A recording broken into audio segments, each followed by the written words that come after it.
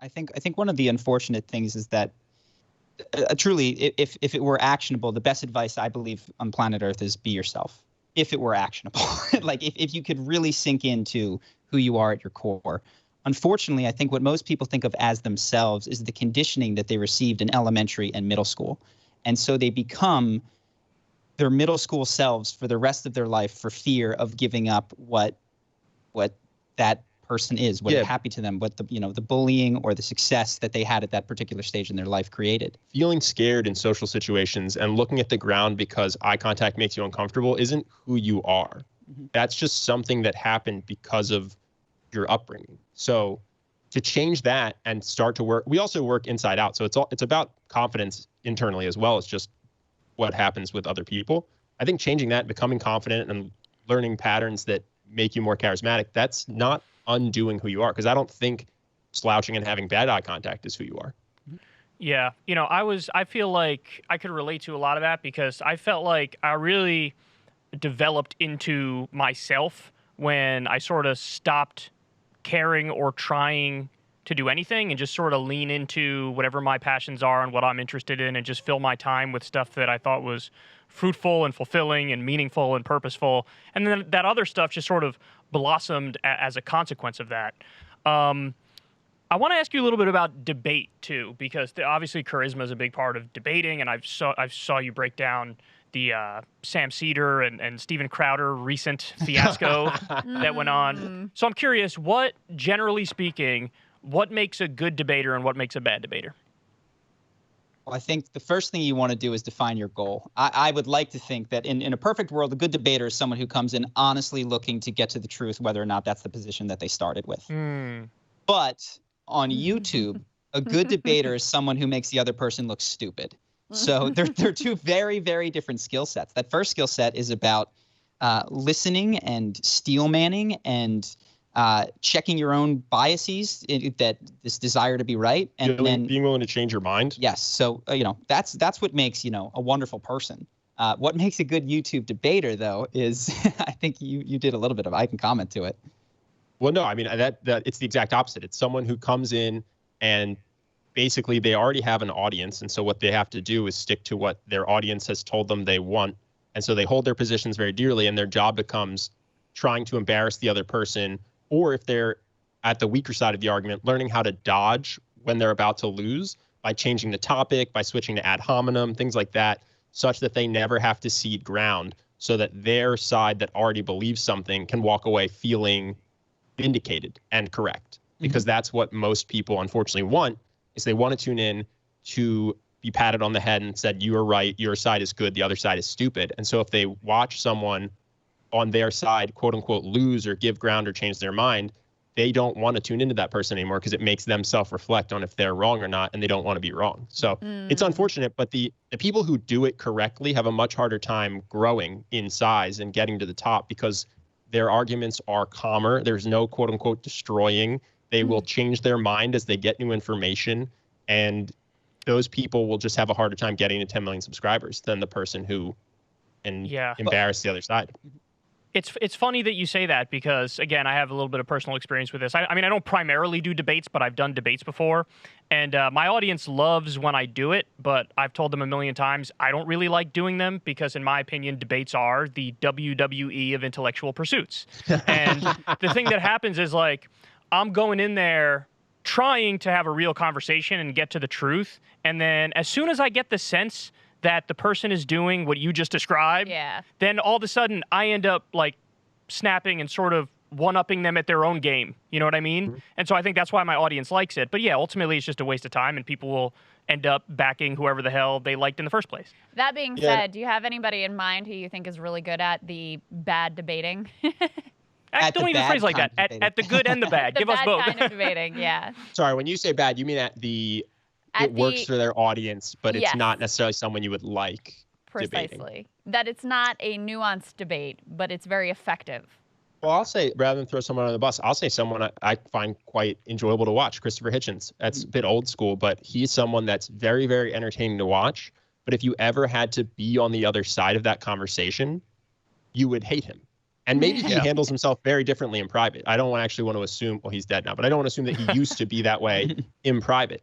But if he were to engage with a theist friend in private the way he did publicly, he would have no theist friends. And maybe he's totally cool with that. But that's a good example, I think, of someone who's very entertaining to watch, comes off really well, was very well liked on YouTube, but I would never suggest that someone model that behavior. I think the reason is that Hitchens was probably one of the most effective atheists at changing minds, because he was debating for the audience. Mm-hmm. But when most people are interacting in a debate format, the potential minds to be changed are there, present. They're engaging in the debate. And I think what Hitchens did was he made his opponents look and feel stupid often. And that, no matter how right you are, you have just backed someone into a corner where now they can absolutely not, under any circumstances, change their mind, because that would make them stupid. So yeah, I don't know. I've watched some people, and I don't want to say, like, I've enjoyed watching some of Destiny. I don't know all of his takes, but I think that he, I don't even know if it's from a charisma perspective, he's pretty clear in his explanations and thinking. I don't know if he engages in bad faith, because I've only watched, I don't know, 30 minutes to an hour of his stuff.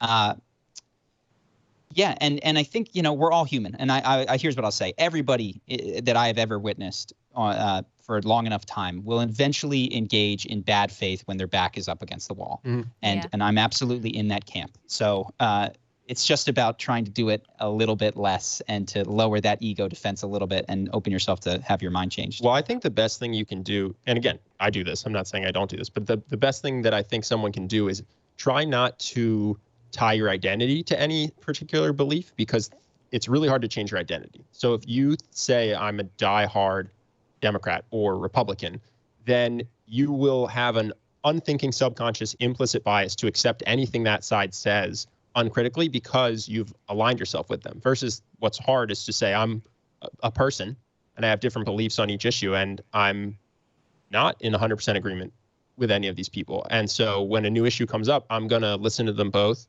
and try to figure out who I think is right. But I don't automatically always think that Democrats are dumb. I don't automatically always think Republicans are dumb. Because if you say every person of a certain party is dumb, then any idea that comes from them is dumb.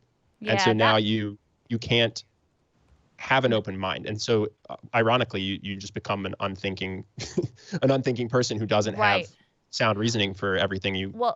And that's how you end up with this very, sectarian, tribal environment you have, where even something like wearing a mask in a pandemic becomes part of an identity, right? I mean, that's where things really got into trouble, is that people's approach to the pandemic and the personal safety precautions they were taking or weren't taking, they attached that to their identity.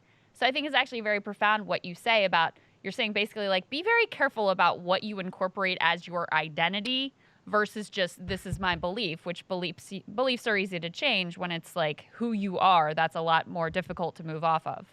Yeah, exactly. And I think there's a natural evolutionary reason for this, which is we want tribes. We want an in-group and an out-group. It makes us feel safe to have people that are on our side, and it makes us feel strong to have an enemy to hate.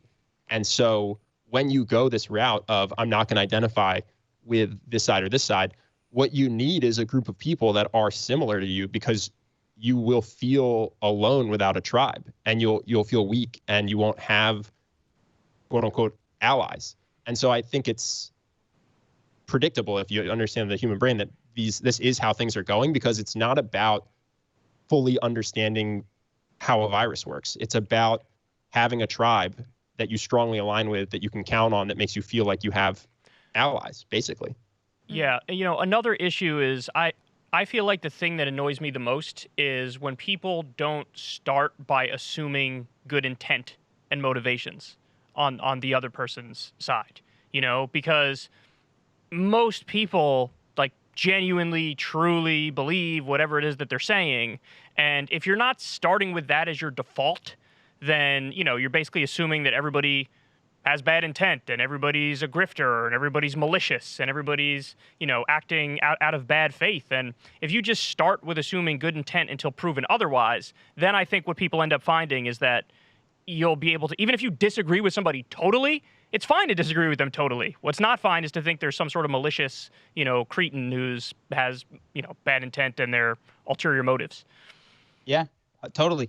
And I think that is a great point, and often hard to do, because assuming good intent puts you in a vulnerable position sometimes. You I was telling Ben before we hopped on, I was like, dude, I hope we don't get ambushed here. Like, I'm gonna go on, but God, you're gonna say, pull up a photo of me in high school with acne, like, is this you? We would be the last people to do that. And I've watched hilarious. your stuff, and I've seen you guys on Joe Rogan. I've seen your own stuff. I've seen with Sagar too, and so I was like, okay, I feel a little bit more comfortable. Yeah, we would definitely be the last people to do that. Just look up Kyle's old Twitter and you'll know. Oh, Jesus. You're very safe. I'm in the glassiest of glass houses. I cannot cast stones at anybody, I assure you.